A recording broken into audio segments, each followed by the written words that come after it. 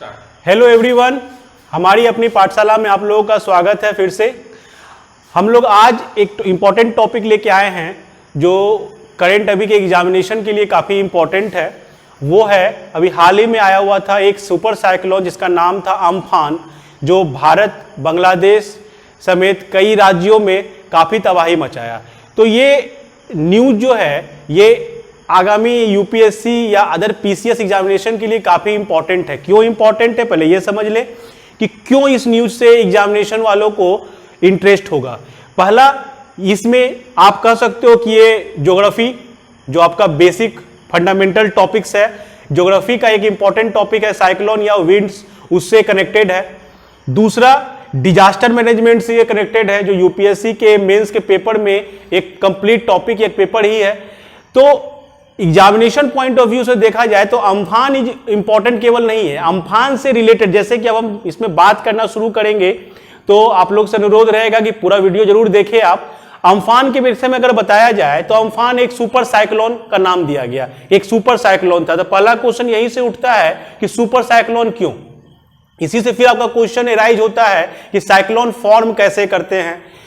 फिर इसमें आपके जो साइक्लोन फॉर्मेशन से रिलेटेड टर्म्स हैं, जैसे इसमें हवाओं का रुख, हवा किस डायरेक्शन की ओर मूव कर रही है, तो बहुत सारे क्वेश्चंस के स्कोप है इस न्यूज से। तो एक एक करके हम सभी क्वेश्चंस को देखेंगे और समझेंगे कि साइक्लोन का बनना या सुपर साइक्लोन क्यों कहलाया, ये नाम, ये जो अम्फान आया, ये कैसे आया। तो ये सारे questions examination point of view से बहुत इंपॉर्टेंट है। तो इस वीडियो को पूरा देखें ताकि अगर एग्जामिनेशन में आपको इससे रिलेटेड कोई क्वेश्चन आए तो वो ना छूटे।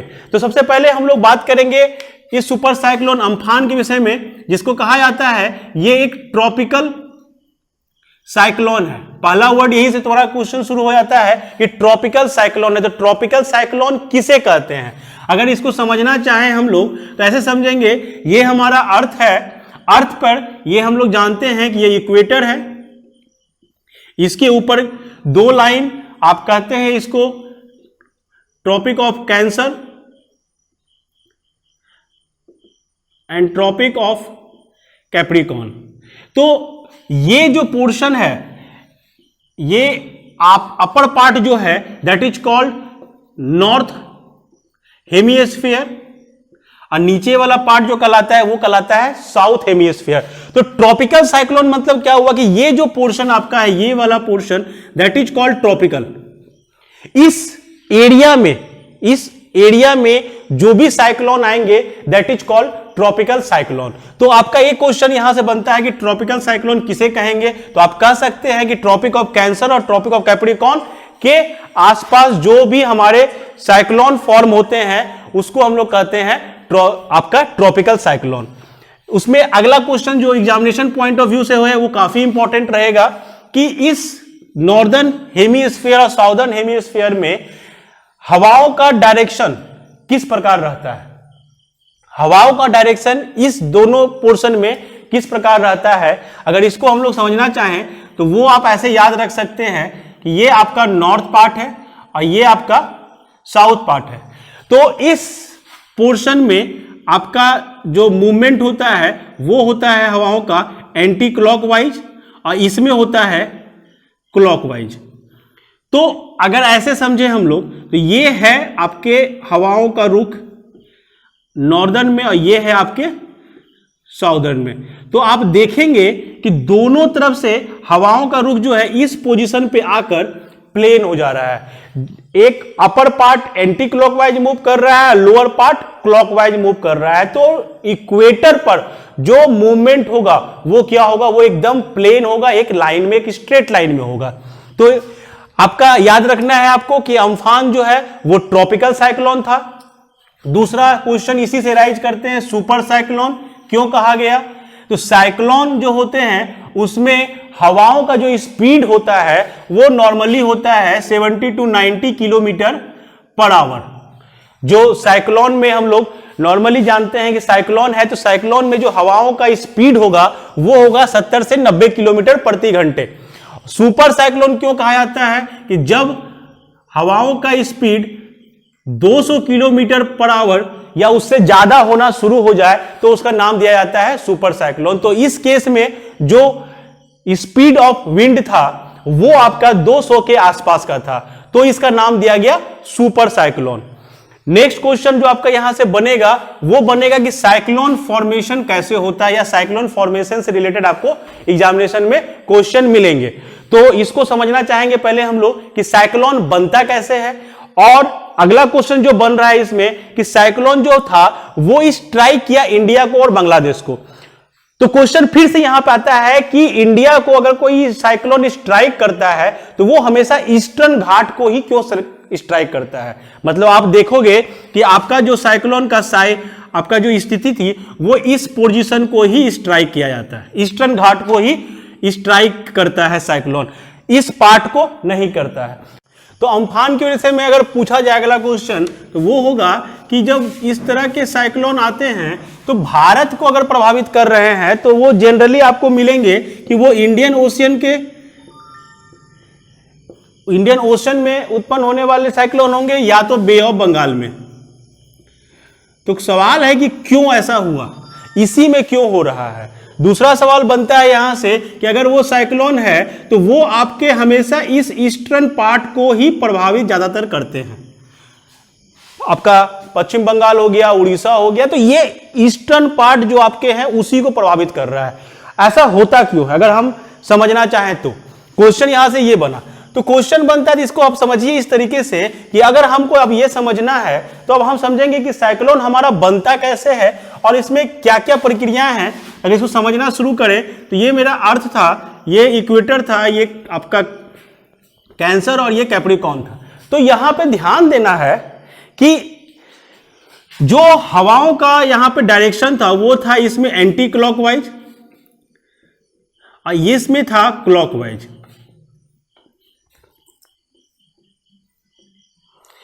तो जब हवाओं का रुख इस प्रकार का है, हम जान रहे हैं कि भारत की जो स्थिति है वो यहां पर है, इस पोजीशन पर। तो अगर इसको देखें, दूसरा है कि हमको याद क्या रखना है कि जो हवाओं का डायरेक्शन होगा वो हमेशा होगा ईस्ट से वेस्ट की ओर, यानी हवा जो है वो इस प्रकार से चल रहे होंगे। तो आप अब समझो कि इस तरफ हमारे पास बे ऑफ बंगाल है, इधर मेरा इंडियन ओशन है। अगर हवाओं का रुख है तो वो गारंटेड हमारे ईस्टर्न पार्ट पर स्ट्राइक करेंगे। जब भी हवाओं के कारण पानी हमारे पर स्ट्राइक करेगी, क्योंकि डायरेक्शन उसका ईस्ट से वेस्ट की ओर है, तो वो हमेशा हमारे ईस्टर्न पार्ट को ही स्ट्राइक करेंगे। अब साइक्लोन बनने की प्रक्रिया को सिंपल समझें कि जब पानी है और जिसमें सनलाइट जब पड़ेगा तो क्या होगा कि आपका जो वाटर है वो गर्म होना शुरू होगा। और जैसा कि हम लोग जान रहे थे कि लास्ट 3 से 4 महीने तक हम लोग लॉकडाउन में थे, और लॉकडाउन में होने के कारण गाड़ियों का आवागमन या आपका ट्रैफिक वगैरह सारा खाली हो चुका था। तो जिस कारण से कार्बन डाइऑक्साइड या धूल कण का जो एक लेयर बन जाता है हमारे एटमॉस्फेयर पर, वो तो बना नहीं, जिस कारण से डायरेक्ट सनलाइट जो है पानियों पर लगातार पड़ता रहा और पानी गर्म हो गई। जो साइक्लोन आने का समय अभी से अभी नहीं है, 1-2 महीने के बाद होता था, वो साइक्लोन अभी इसलिए आया कि चूंकि लॉकडाउन के कारण आपका धूल कण या किसी भी अन्य जो कणों का एक लेयर बनता था वो लेयर नहीं था, और डायरेक्ट सनलाइट जो है वो समुद्र पर पड़ी, तो समुद्र का पानी गर्म होना शुरू हुआ। जब पानी गर्म होगा तो हवाओं को वो गर्म करेगा, क्योंकि जब पानी गर्म है तो उसके आसपास ऊपर के जो हवा होंगे जो मूव कर रहे हैं ईस्ट से वेस्ट की ओर, वो हवा भी गर्म होंगे। जब हवा गर्म होगा तो वो धीरे धीरे ऊंचाई की ओर बढ़ना शुरू होगा। तो होता क्या था कि जो आपका हॉट एयर था वो ऊपर की ओर मूव करना शुरू किया। नीचे जो है वो आपका जब हॉट एयर ऊपर चला गया तो नीचे का जो पोर्शन खाली हुआ वो जो है ईस्ट से वेस्ट की ओर मूव करने वाले जो ठंडी हवाएं हैं वो इसको भरना शुरू करेंगी। तो आप ऐसे समझो, अगर फिजिक्स पढ़े हो या नहीं पढ़े हो, सिंपल समझो कि इस पोजीशन पे क्या हो रहा है कि एक तरफ आपका हवा ऊपर की ओर जा रहा है गर्म हवा, और नीचे जो है ठंडी हवाएं इस पोजीशन को फिल करने के लिए भर रही है। तो ये जो मूवमेंट आया, ये इस वस्तु को यहां पर जो मूवमेंट बनेगा वो इस तरीके से इसको साइकिल के रूप में घुमा देगा, जिस कारण से आप कह सकते हो कि ठंडी हवाएं और गर्म हवाएं जो आपका लो प्रेशर नीचे बना, लो प्रेशर को फिल करने के लिए ठंडी हवाएं वहां जाने शुरू कर दी। एक हवा हॉरिजॉन्टली वर्टिकली ऊपर जा रही है, एक हॉरिजॉन्टली आ रही है। ये स्थिति ये हुई कि यहां पे एक साइकिल फॉर्म होना शुरू हो जाता है। यही साइक्लोन का बेसिक कॉन्सेप्ट है। तो यहां पर जो हुआ, बे ऑफ बंगाल में काफी मात्रा में जब पानी गर्म हुई तो वहां के हवा को गर्म की और हवा गर्म होकर ऊपर की ओर उठना शुरू हो गए और नीचे से ठंडी हवाएं आना शुरू हुई। तो यहां पे एक साइक्लोन बे ऑफ बंगाल में फॉर्म हो गया और वो साइक्लोन फॉर्म होकर, चूंकि डायरेक्शन जो है फाइनली ईस्ट से वेस्ट की ओर है, तो वो साइक्लोन साइकिल के रूप में घूमते हुए आपके ईस्टर्न पार्ट पर स्ट्राइक कर लिए, जिसका रिजल्ट आपको दिखा कि वेस्ट बंगाल, उड़ीसा वगैरह और बांग्लादेश ये काफी ज्यादा प्रभावित हुए। तो ये एक क्वेश्चन यहां पे आपको हमेशा बनेगा कि पूछा जाता है यूपीएससी में या अदर एग्जामिनेशन में कि साइक्लोन जो है वो आपके ईस्टर्न पार्ट पर ही क्यों स्ट्राइक करेंगे। नेक्स्ट क्वेश्चन जो यहां से बनेगा एग्जामिनेशन पॉइंट ऑफ व्यू से वो ये है कि अम्फान, ये नाम कहां से आया। इसको समझने के लिए थोड़ा सा इसके हिस्ट्री पे हम लोग जाएंगे कि नाम रखने की जो प्रक्रिया थी आपके इंडियन ओशन रीजन में जितने भी साइक्लोन आते हैं, इसके नाम रखने की प्रक्रिया जो थी वो 2004 से स्टार्ट की गई। जो नाम रखने की प्रक्रिया थी वो 2004 से स्टार्ट की गई और इसमें उस समय 8 देशों को शामिल किया गया था। 2004 में 8 देशों का एक समूह बना जो इंडियन ओशन रीजन के समूह के नाम से जाने गए, जिसमें 8 देशों को शामिल किया गया था, जिसमें थे आपके पास बांग्लादेश, भारत, पाकिस्तान, म्यांमार, मालदीव,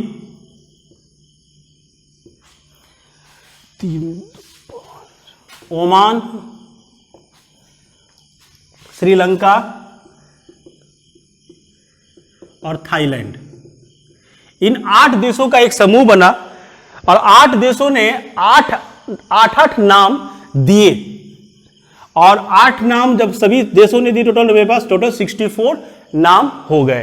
तो ये 64 नेमिंग ये मूव करता है एक साइकिल में और हर देश को मौका मिलता है अपना नाम रखने का, जो भी साइक्लोन आएगा। तो 64 नाम टोटल दिए गए थे।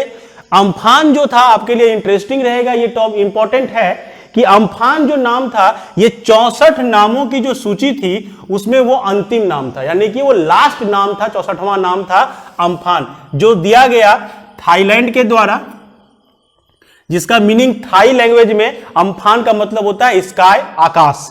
तो ये इस 64 के लिस्ट का आखिरी नाम था। इसके बाद अब जो नाम आएंगे वो दूसरे तरीके से आएंगे। ये चेंज हुआ 2018 में। इस 8 देशों के कंट्री के जो लिस्ट थे इसमें 5 देश को और ऐड किया गया। इसमें 5 देशों को और ऐड किया गया,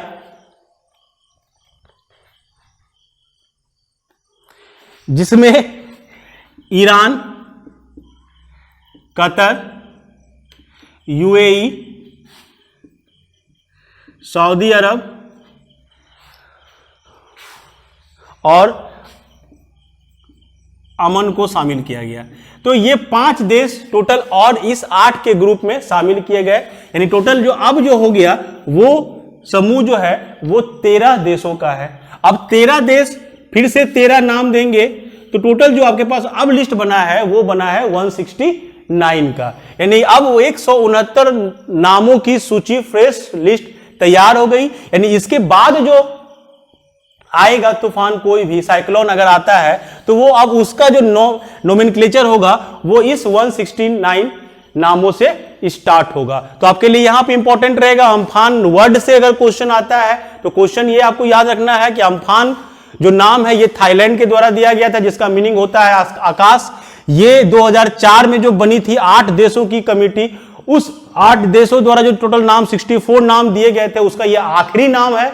अब जो नाम नया रखाएगा वो रखाएगा इस नए वाले सूची से, जिसमें अब टोटल 13 देश शामिल हैं। तो ये अम्फान से रिलेटेड टॉपिक से, आपका क्वेश्चन से रिलेटेड टॉपिक से था ये सारा जानकारी, जो आपके एग्जामिनेशन में आपको मदद करेगा।